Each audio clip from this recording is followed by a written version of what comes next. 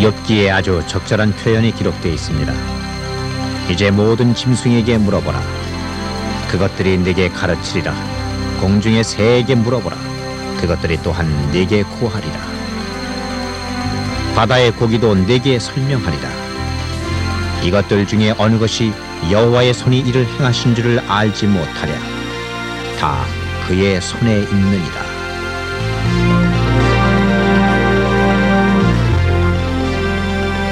이 성경 구절은 사막과 골짜기 그리고 넓은 평야에 메아리 치고 있습니다.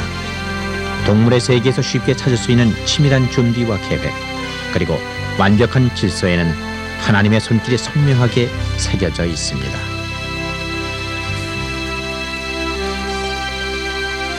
이 시간에는 지구에서 우리와 공존하고 있는 이들을 자세히 관찰해 보려고 합니다. 삶의 축복을 누리면서 제각기 독특한 역할을 담당하고 있는 그들 속에서 창조주의 존재와 그분의 배려를 새롭게 그리고 신비롭게 체험할 수 있을 것입니다.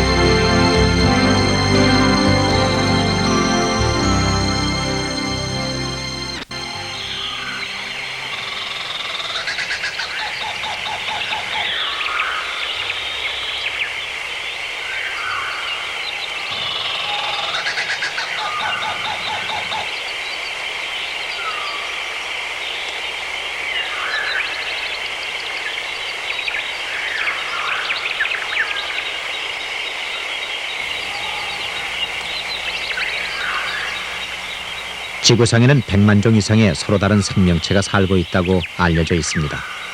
이들 중 약 70%가 동물입니다. 그들의 수와 다양성은 실로 놀라울 따름입니다.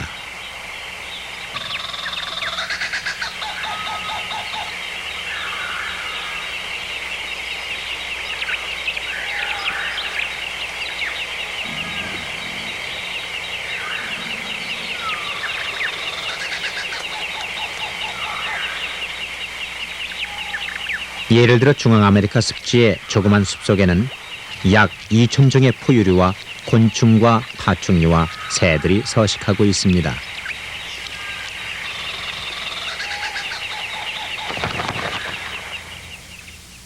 그리고 오스트레일리아의 산호초 지역에만도 100만 종의 생명체가 이국적인 모습으로 평화롭게 살고 있는데 그 생활 형태도 1,700가지가 넘습니다.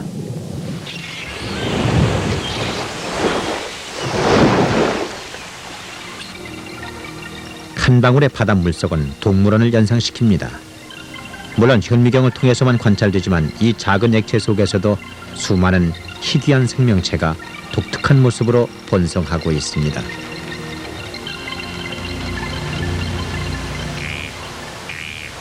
그렇지만 이렇게 다양하고 정교하게 모자이크된 생명체에는 공통적인 요소가 있습니다.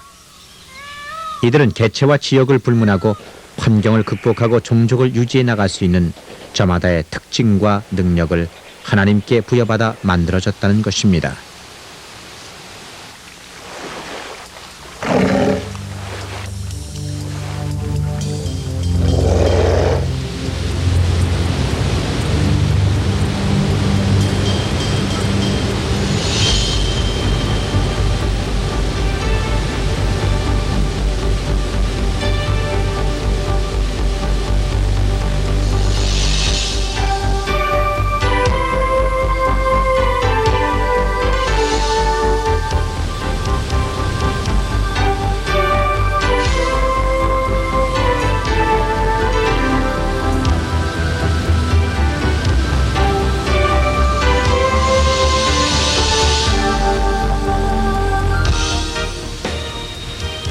인내라는 특징이 어떤 피조물에게 부여됐다면 그것은 10중 8구 태평양 연어일 것입니다.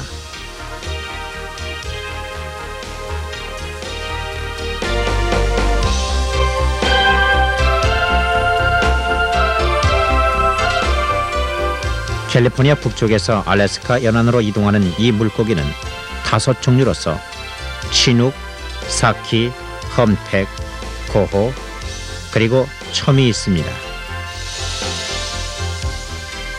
900g에서 450kg까지 다양한 무게를 가지고 있는 이 물고기들은 자연에서 가장 감동을 주는 한 편의 드라마를 연출합니다.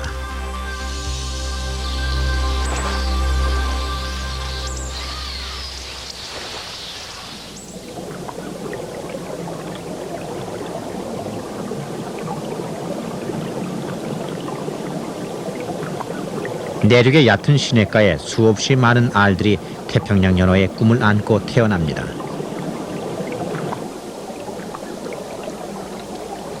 알에서 나온 작은 물고기들은 바위와 자갈 틈에 그들 몸을 숨기고 있습니다. 을마가는 배 주위에 불쑥 튀어나온 주머니로부터 영양분을 공급받습니다. 그리고 몇 주일이 흐르면 이들은 스스로 먹이를 찾아 나섭니다.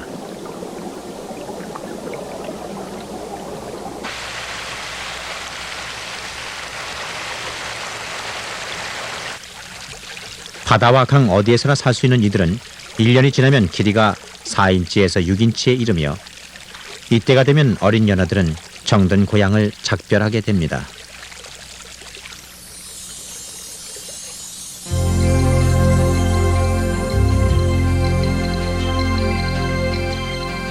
때는 봄, 캄캄한 어둠의 보호를 받으며 수천 마리의 물고기가 아래로 이동하기 시작합니다.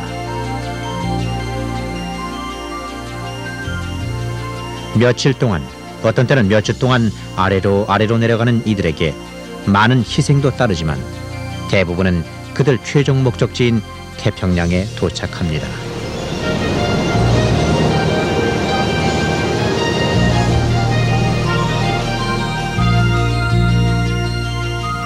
처음 접하는 바닷물에 얼마 동안 적응하면서 이들 연어들은 마침내 그들의 신비스러운 생애를 시작합니다. 며칠이 지난 후 이들은 태평양 깊숙한 곳으로 사라지는데 종류에 따라 1년에서 4년 정도 체류합니다. 이들은 시계 반대 방향을 그리면서 때를 지어 알래스카 연안 쪽으로 갔다가 방향을 바꾸어 태평양 중심을 지나 다시 원래의 장소로 되돌아옵니다.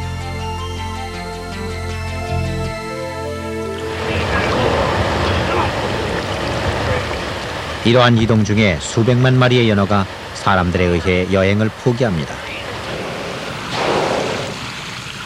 약탈자는 사람만이 아닙니다.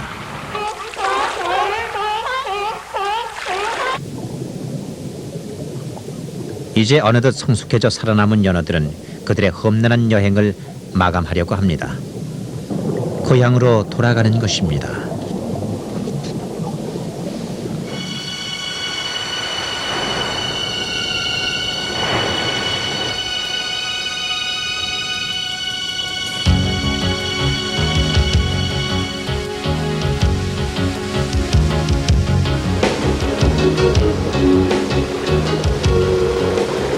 연어가 그들이 태어난 곳으로 이동하는 현상은 본능에서 비롯된 거역할 수 없는 욕망의 척도라 할 수 있습니다. 몇 달 혹은 몇 년 전에 이 강을 희망에 차서 내려갔던 그 어린 연어가 이제 먹는 것조차 잊어버린 채 거친 강과의 싸움을 사력을 다해 펼치고 있습니다.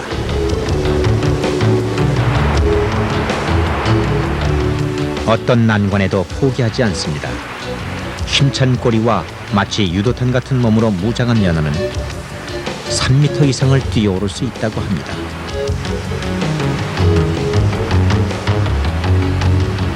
죽느냐 사느냐의 문제입니다. 위험은 곳곳에 도사리고 있습니다.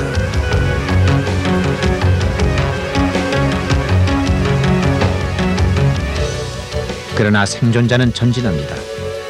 어떤 연어들은 1600km 이상을 강과 개울과 하천을 묵묵히 통과해 나갑니다.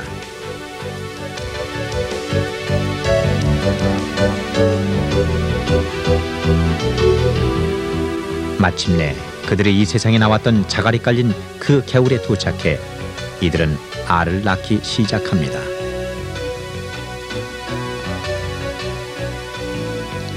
다음 세대가 보장됐습니다. 비로소 이들의 임무가 끝났습니다. 그리곤 죽어갑니다.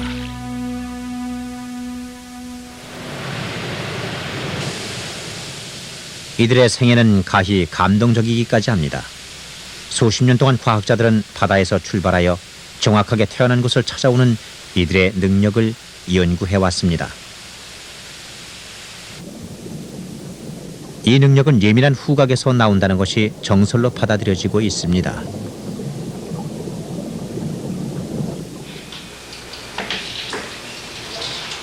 워싱턴 대학에서 완전히 자란 진욱을 마취시키고 후각의 기능을 조절하는 뇌 부분에 전극을 설치했습니다. 그리고 이 연어가 태어난 곳에 물과 다른 곳에서 가져온 물을 준비했습니다.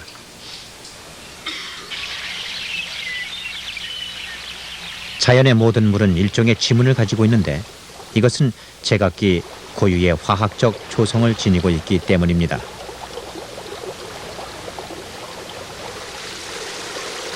서로 다른 장소의 물이라는 것을 쉽게 알 수 있는 경우도 있습니다. 그러나 도저히 판단할 수 없는 경우가 종종 있는데 연어는 이것을 구분합니다. 먼저 이 연어가 태어난 곳으로부터 1마일 떨어져 있는 물을 코에 떨어뜨려 보았습니다만 미미한 반응만 보일 뿐입니다.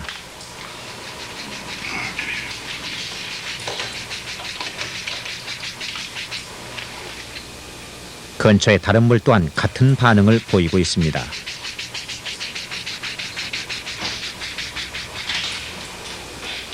이제 태어난 장소에서 가져온 물을 떨어뜨립니다. 이런 실험을 통해서 연어는 10억분의 1로 희석된 물까지 정확히 가늠할 수 있다는 것을 밝혀냈습니다. 이것은 18개의 올림픽 규격 수영장에 넣은 한 숟가락의 소금을 감지할 수 있다는 말이 됩니다.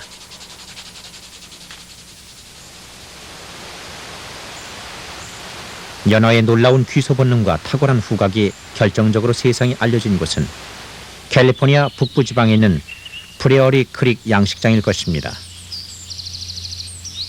바로 이곳에서 상상을 초월한 연어의 의지가 우연히 목격됐습니다.